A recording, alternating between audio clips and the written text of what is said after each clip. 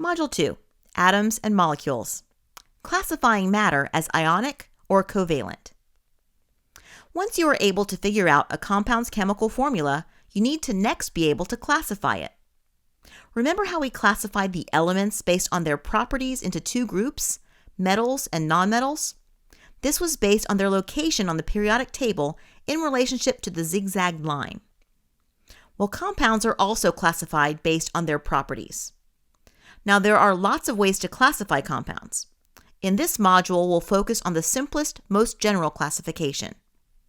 Compounds can be classified as either ionic or covalent. A compound is ionic if it conducts electricity when it's dissolved in water. You see, completely pure water cannot conduct electricity, but when an ionic compound is dissolved in it, it can. The water coming out of your tap and most bottled water have dissolved ionic compounds. So most water you come in contact with, including water in lakes and rivers, can conduct electricity. That's why it's dangerous to use electrical appliances around water. But pure water cannot conduct electricity. Now, if a compound does not conduct electricity when it's dissolved in water, it is classified as a covalent compound. Try exploring these ideas in the next experiment. Module 2, Atoms and Molecules. Experiment 2.2. Studying the electrical conductivity of compounds in water is pretty interesting, and there's an easy way to do it to see whether compounds can conduct electricity or not. We simply need to connect a circuit to compounds dissolved in water and see if that circuit creates electricity. So the first thing we're going to do is we want to get some distilled water into a beaker. And we want to make sure we have no residue of any kind in this beaker. So I went ahead and rinsed it once with tap water, and then I'm going to rinse it twice with distilled water and just dump it into this container right here. So I just want to swirl, move that over here. Do it one more time. This just makes sure that any residue of soap that we use to wash the beaker is gone, and that we hopefully will have pure distilled water in our beaker when we're ready. Okay, so now that I've done that, I want to add 80 milliliters of distilled water to the beaker, so I'm going to go ahead and do that. Get close first enough. Here. A bit more. Okay. Doesn't have to be exact for this one, but I like to get it close as I can. Okay, so I have 80 milliliters of distilled water. And the next thing I want to do is I want to use this battery and run some wires, connect some wires to the battery, and then run them into my container of distilled water. So I have, what you need to do is when you get wire, it's going to come coated in this plastic material. You can use scissors or partially using some wire cutters that you don't cut all the way through to try to cut the plastic and then pull it off of the wire. And you may have solid wire like this. You may have wire that's just very fine and a lot of them coil together. Either way is fine. So once you have removed from both ends of the wire the plastic, I've coiled mine so it'll be easier for them to be around the ends of the terminals of the battery. Sometimes you can just mash them straight into the hole, but what I'm going to try to do is use some electrical tape to secure mine so they don't go anywhere, and then I can manipulate them around a little bit more. Okay, so I have one that I'm going to attach to this side. Might get a little fiddly, so you got to work around it a little bit, work with it. I want another piece to cross it over.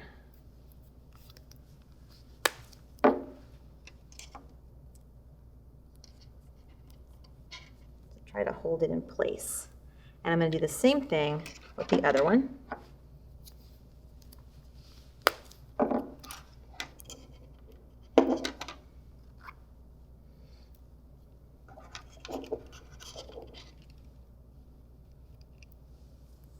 You almost need 3 or 4 hands to do this. But stick with it, it's worth it. One more piece. Okay. Now that I have my wires attached to both ends of my 9-volt battery, I'm going to set them up so that they both will go in my beaker of water. I'm kind of bending them so that they'll make it in there. Okay, now that I've done that, see if you can see if anything's happening in the water there. Actually, nothing's happening, is it? And it shouldn't be.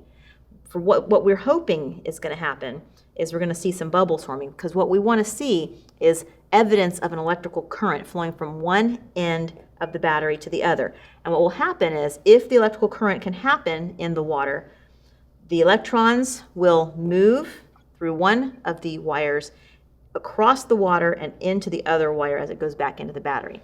So it's not happening right now with distilled water. So let's go ahead and we're going to add half a teaspoon of baking soda. This is a 1/4 teaspoon measure, so I'm going to add 2 of these.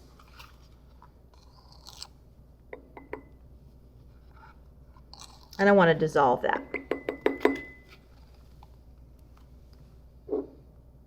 So I'm going to use my stirring rod. Well, I'll just use my measure here. I want to give it a chance to dissolve, so I'm going to stir it until it turns mostly clear. And that's a good indication that the baking soda has dissolved. Okay. Now, let's see what happens when we put our wires in. I want to make sure that they're still attached to those ends. And look at what's happening. Can you see bubbles forming? We had taken the baking soda and stuck it in water. This is now enabling electrons to move out of one side of the battery, across the water and into the other. And as it does, as those electrons move with the energy that they have, they are actually causing water molecules to break up apart, forming hydrogen gas and oxygen gas. So you can see the amazing bubbles that are being formed.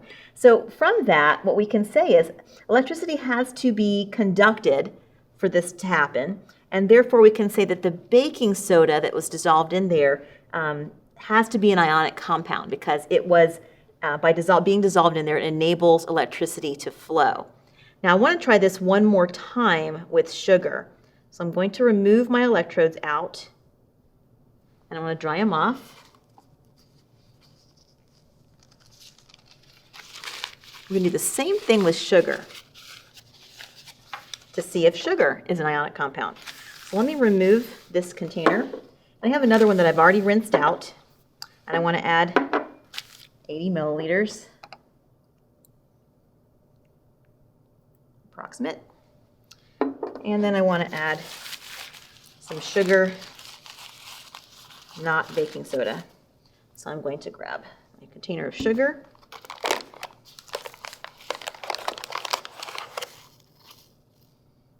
have 1. That's a 1/4 teaspoon. This is another 1/4 teaspoon. Stir it around to get it to dissolve, just like before with the baking soda. And again, you know it's dissolved when the water becomes clear, or mostly clear. Sugar has a harder time dissolving unless the water's warmer. But I can see a good majority of the sugar has dissolved. Okay, now let's try, see if we can get electricity to happen again, to be conducted. Pretty boring, huh? Not happening, is it? So we can say that sugar is not an ionic compound, because when it's dissolved in water, it does not conduct electricity. So hopefully that gives you a good visual of what ionic and covalent compounds can do when when you have an electrical current running through them. If you completed experiment 2.2, you saw how the decomposition of water was a way to determine electrical conductivity. That helped you identify ionic compounds and covalent compounds. It was a way to indirectly determine something via experimentation. Well, is there an easier way to determine if a compound is ionic or covalent without having to test everything by dissolving it in water to see if it conducts electricity? After all, there are thousands and thousands of compounds in the world. That would be a daunting task. Well, thankfully, there are 2 rules that help determine a compound's classification without pulling out your lab supplies. When looking at the chemical formula of a compound, if a compound contains at least 1 metal atom and at least 1 non-metal atom, the compound is ionic. And if a compound is made up solely of non-metal atoms, the compound is covalent. Well, now you can see another way the periodic table can give us information. Just by looking at the location of the atoms involved in a compound, you will be able to determine if they're metals or nonmetals by their location on either side of the zigzagged line. So let's test these rules on the substances we tested in the previous experiment. The chemical formula for table sugar is C12H22O11. So we go to the periodic table and look for the element carbon. It is to the right of the line, so it's a nonmetal. So are hydrogen and oxygen. Remember that even though hydrogen is all the way to the left of the table, it's still considered a nonmetal. That's why it's pink in the chart. So this compound is made up solely of nonmetal atoms. And rule number 2 says that the compound is covalent. Indeed, when sugar was dissolved in water, there was no electrical conductivity. Now, the chemical formula for baking soda is NaHCO3. Sodium, or Na, is a metal because it's located to the left of the line. The other 3 types of atoms in this compound are nonmetals. So there is at least 1 metal atom and at least 1 nonmetal atom here. The compound is ionic. And when baking soda was dissolved into water, it conducted electricity. Well, as usual, there are exceptions to almost every rule in chemistry, and this rule is no different. There are actually some covalent compounds that are able to conduct electricity when dissolved in water. Hydrochloric acid is an example. Its chemical formula is HCl. Both of these atoms are nonmetals, but when hydrochloric acid is mixed in water, it chemically reacts with the water and produces ions. Ions are atoms or molecules with a net electric charge. We'll learn more about ions in a later module. For now, you need to focus on learning the 2 rules to determine ionic or covalent compounds, and just keep in the back of your mind that there are some exceptions to this rule, but none of them will be used in this module.